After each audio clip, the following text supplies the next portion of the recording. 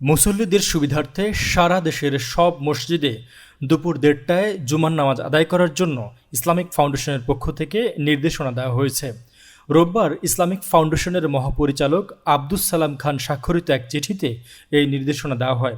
চিঠিতে বলা হয়, জুমার দিন সর্বাপেক্ষা উত্তম ও বরকতময় দিন, সপ্তাহের শ্রেষ্ঠতম দিন।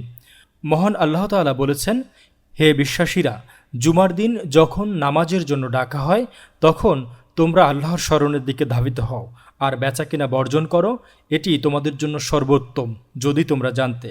সূরা জুমআ আয়াত নম্বর ৯। জুমা পারস্পরিক দেখা সাক্ষাৎ ও সাপ্তাহিক ঈদের দিন।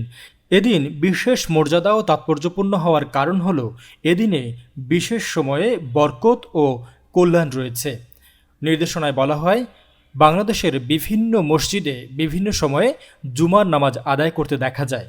কোনো মসজিদে দুপুর ১টায়, কোনো মসজিদে দুপুর ১:৩০টায়, আবার কোনো মসজিদে ১:৫০ জুমার নামাজ শুরু করতে দেখা যায়। সময়ের তারতম্যের কারণে ধর্মপ্রাণ মুসল্লিরা, বিশেষ করে পথচারীরা বিভ্রান্ত ও সমস্যার সম্মুখীন হন। এ সমস্যা দূরীকরণে দুপুর ১:৩০ জুমার নামাজ অনুষ্ঠিত হবে।